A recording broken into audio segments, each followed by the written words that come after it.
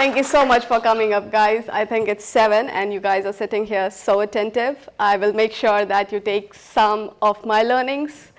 I'll start briefly with who I am and what I have been doing in my career so far. So my name is Rupam. I work as a senior at DataCamp as a senior infrastructure engineer.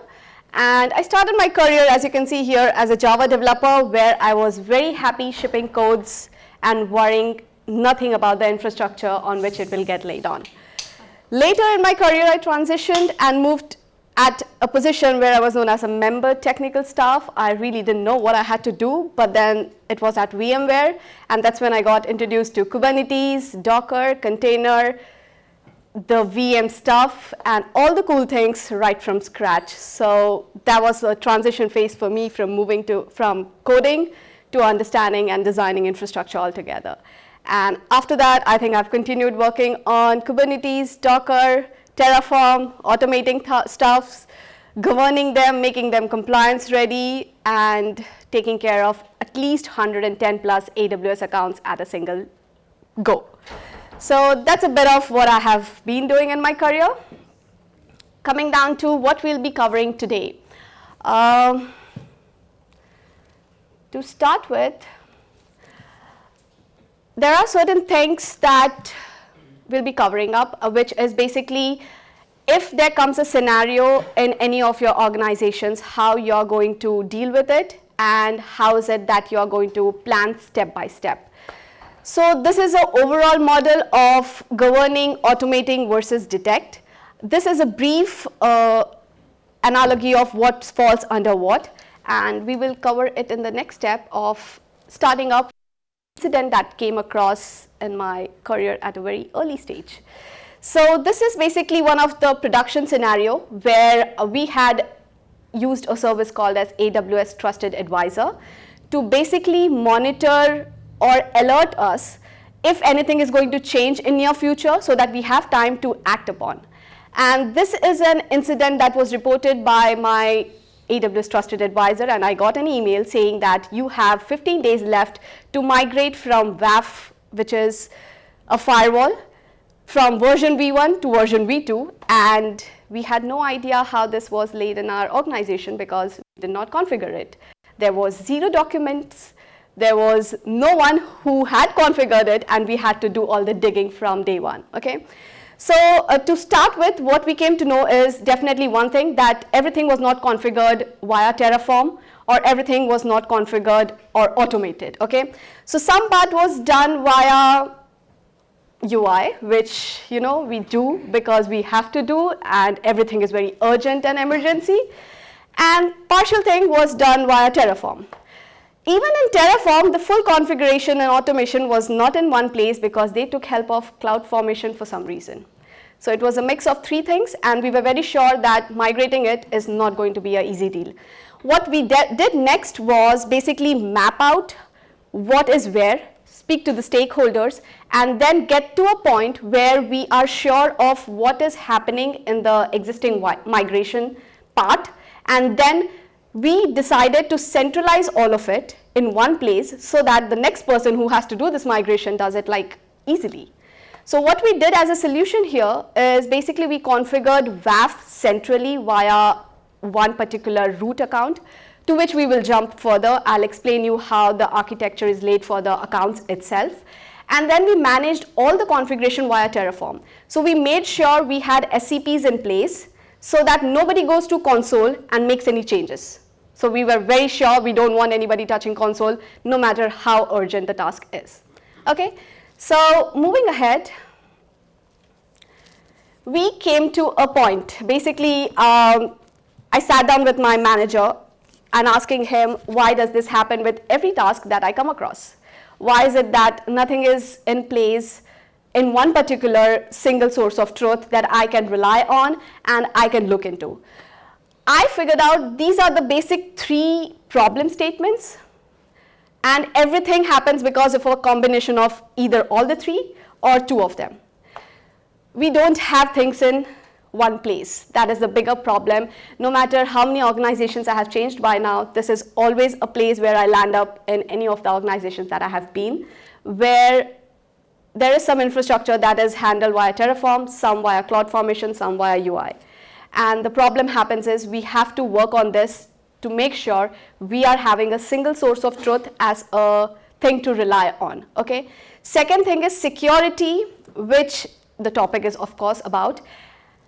We always added at the end, after we have deployed the application, after we have done all the testing, now it's time to go from dev staging to production, go live, and that's the time they say, oh, we don't have security in place, can we please add it on?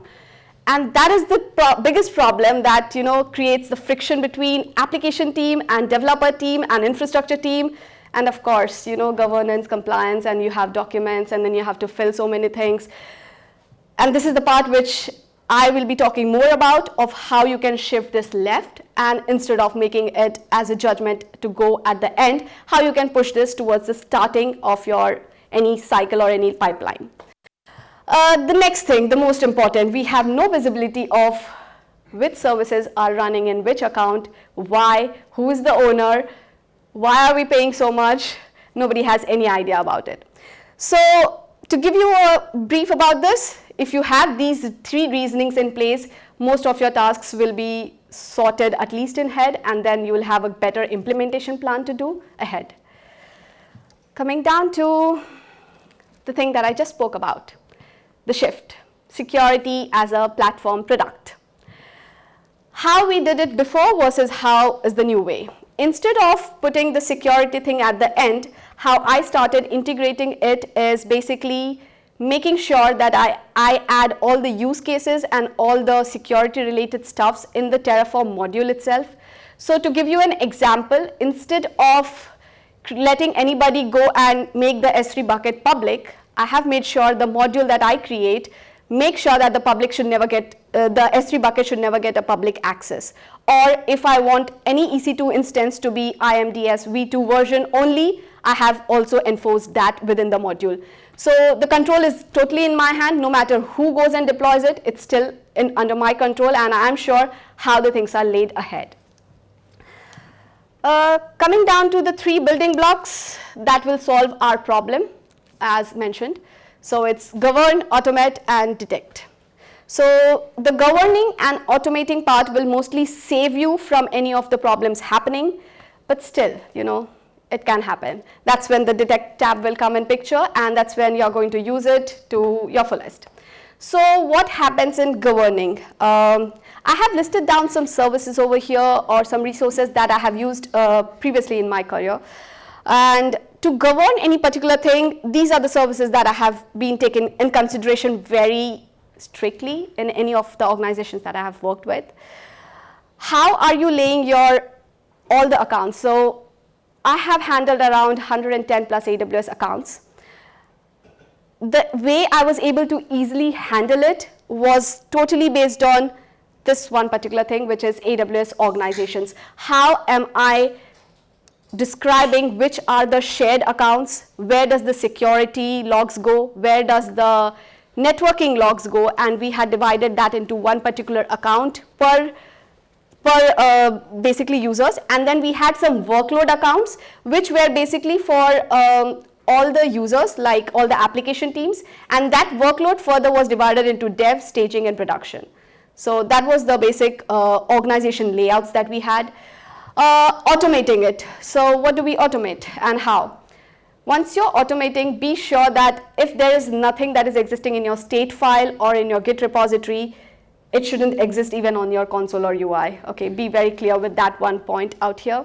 And the things to come into consideration is, of course, I have more experience with Terraform as compared to CloudFormation.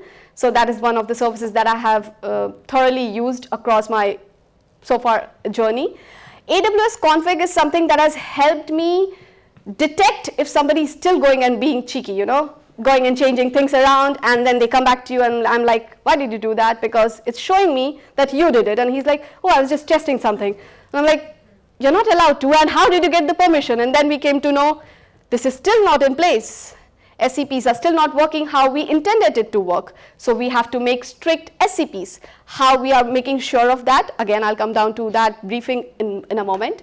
And then detect, of course, is something where a thing like WAF migration that I spoke about, Trusted Advisor, that was the one that helped me there. But apart from that, I have also used Security Hub and Rapid7 because I had some of the resources on-prem and some of the resources on cloud, and we had to integrate both the alertings together. So Rapid7 was a better option as compared to Security Hub. But for most of the things that was on cloud, we relied on Security Hub. Also, talking about CloudTrail, that is a very good service when it comes to if you want to see what action was performed and when, and to get any audit related details. That's one particular service that you need to go to. So the organization structure that we spoke about, this is the one that I have relied on all my 3 organizations, which used AWS luckily and not any other cloud service. And yeah, this is the model. So basically I had set up a root account, and this is the security OU, but this is also the shared OU, okay? So this had security, networking, and logging as a shared account, which collected all the reports from all the other workload accounts and had compliance and catch up of all the accounts. So I had to just log into this particular account and see what's happening in which account, and I get the alerting in place.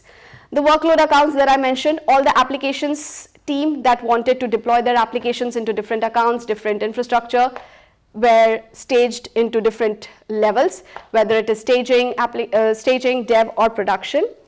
Coming back to infrastructure OU, again, I had clubbed security and infrastructure together, but this is again more of a use case where I have seen organizations follow security differently from the infrastructure itself. And this is how you might land up in a better condition to handle and contribute SCPs in place. Talking about the SCP rules. So most of people have asked me, why do we need SCPs altogether? This is the place where you can block any activity at any particular point of time in any region and by any user. So if SCP says deny, no matter who allows, nothing is going to work, okay? So this is how, and this gets, so we configured this at a level where it was on a root account. So no matter which and how many new AWS accounts you create, this is always inherited into the new accounts. So we don't wait for it to be configured later, but we make sure that any new account that gets added to the OU inherit this by default. So for example, over here, I have given you the 2 examples that I spoke about, like enforce the IMDS v2 on every EC2 launch. So if anybody is trying to do that, it will basically start telling it that no, you cannot create an instance if you don't have this enabled. And the same goes for the S3 bucket itself. Now talking about the Terraform security modules, which is security by usage. As you can see here, I have certain modules that I had configured and made sure that they have security enforced automatically. So for example, you can say CloudTrail logging. I have found many people who go and disable this in many of the accounts. I don't know why, but they have done that in many of the places. So this is something to put up in a way that you can take a control of it, and that's how it goes by. So a team which wants to secure the EC2 instances, they will get the IMDS v2 version, encryption, tagging, everything enabled. Again, tagging is a very good concept that has helped me so far to understand which resources are created by whom and which team is the owner of that particular resource. So it helps me when I look into the quick site view of understanding which application team is doing how much of billing. That is one of the services that gives me most of the understanding of how the cost analysis goes further below. And this is the thing about the automation again. How will you make sure, this was another incident where I landed up creating an AMI in production without testing it in dev. And I didn't know the pipeline did that. So yeah, I broke the system in production. There was a downtime for 2 hours. I had to revert back everything. And that's when I understood and put up in place that I need my pipeline to be very sure that the AMIs that the packer creates is tested very thoroughly in dev and staging, and only then passes to production. And then I had integrated that in the pipeline itself. But yeah, this was a hard learning for me. Check off is one of the tools or services that I have added up in my pipeline, which basically gives me a heads up of what can go wrong in my existing Terraform plan before the plan executes itself. So I save around 10 minutes or so because of this one line of code in my pipeline, and it gives me like a good understanding of what can go wrong and what cannot go wrong kind of a situation. Now talking about detect. As you can see here, again, it's a combination of Security Hub and Trusted Advisor. Security Hub is a place where it basically integrates or aggregates all the findings that you have from your guard duty, config, inspector, MASI, and all the other services, and it creates a benchmark score for you that the compliance and auditors love to see what is the benchmark that you stand on. And this is something that happens while you're doing your tasks and not just before the audit is about to happen. So this is something that you can integrate with your solution, but again, it has some cost implications based on how many AWS accounts you are running through. So I would always suggest do a POC, see how much of billing are you getting.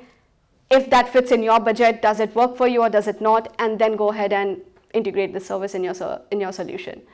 But the Trusted Advisor is always a service that I would ask you to at least give a try, because it gives you a lot of warnings and alerts based on the severity of action that needs to be taken on them, and it will flag you all the things way before time, at least 15 days ahead of time, so you have ample of time to do all the changes, test them in dev and staging, and then move to production.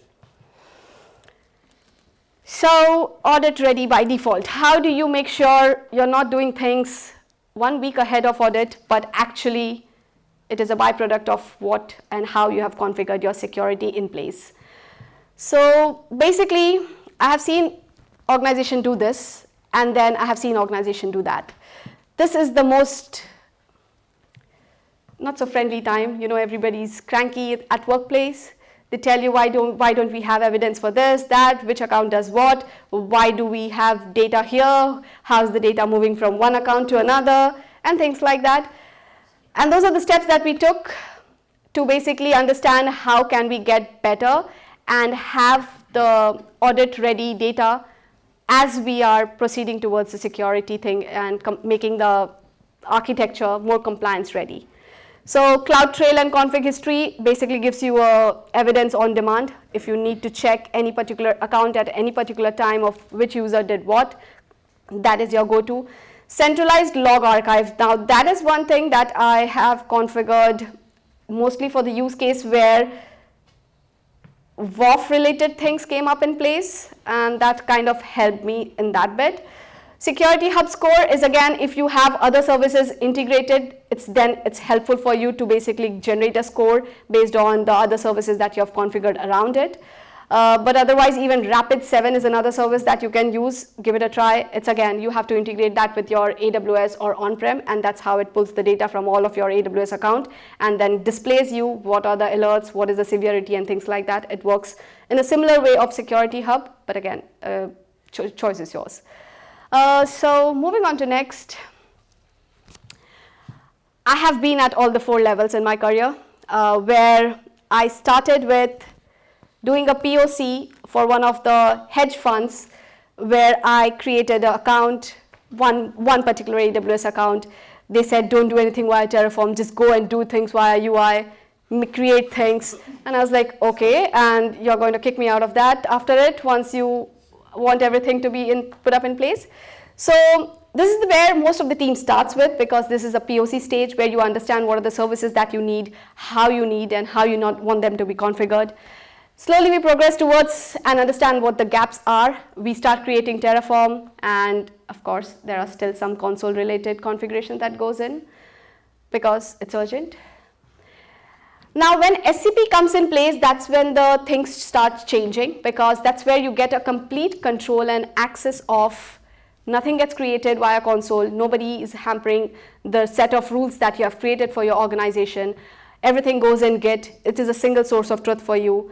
How are you aggregating all your findings and putting them in one place? That's a level 3. And always try moving towards the level 4, which is make sure your security is a platform feature and not a thing that you're adding on later. make sure you auto-remediate. Now there is a thing called as, if you know certain situations are happening in your application where you're breaking down things, and you know that these are the following steps that can remediate it, please use EventBridge or Lambda to remediate it and get no one involved in it and fix it all by itself. That's another solution that most of the organizations work around with. And make sure that you are audit ready by default and not 2 weeks before the audit happens. So what are you going to try next will be my question. I have split it top 5 things that you can give it a try without any haphazard. I have estimated the time based on any new person doing it versus any experienced person doing it. I would still suggest you to skip this as of now if you don't have anything else integrated in your organization and accounts, but at least give it a go for, number 1, putting all the things in your Terraform or making sure that all your code is in your Git repository. Try adding on SCP so that you have a control of who creates which resources from where, in which region, and things like that. So you know what are your rules and what can be hampered and what cannot be hampered. This is literally one single line of code that will go into your pipeline, and it will save you at least 10 minutes of execution to see whether your Terraform plan is failing or passing. So I would suggest you to give this one a try. If you have more than 10 plus accounts or 20 accounts, this is a good go-to. Start auditing and putting up things in OU pattern where you understand your networking, logging, security is in place and is touched only by the infrastructure team and not by anyone else. And then last but not the least, enable your AWS config in one of the account to see who makes the changes when you're not seeing them. So yeah, that's it about what I wanted to share with you guys. So I'm happy and open to take any questions.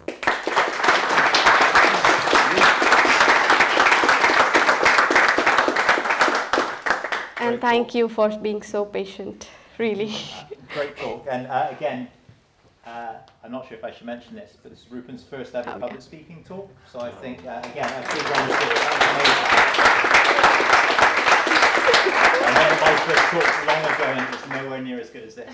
And again, that last but one slide, if you didn't take a picture of it and you're new to AWS, you definitely should, because that is a great, great reference slide to this work one? from. That's the one. Okay. Yeah. So questions? Right. Random thought, and maybe you haven't used it yet, but how do you think, say, Bedrock AI agents change the compliance landscape? I don't know if you've thought about that much at all. Or... I haven't really integrated that service, to be very frank, and none of my organizations have thought about it, so my thought line didn't go to that point. Yeah. But yeah, I would give it a try, because I think okay, I am mostly moving towards using Claude in my organization, where I'm integrating Claude agents and services and creating MCP servers and letting them talk to my in-house tools. And in that terms, it has been compliant because we are understanding that we are moving data from one place to another. An agent is doing that for us, and it is using our tokens and our credentials. How do we track that and things like that? In that way, at least, I think it's a safe option to give it a try. But in terms of Bedrock, I don't think I have given it a thought. Yeah. Yeah. Okay. But yeah, Okay. good point for that. Thank you. And a quick plug, if you didn't know, there's a sister user group, or part of the same user group, AI in Practice on AWS, is next month. Really great session to come along. There are probably topics that cover that exact. That's brilliant. Thank you. That has helped you.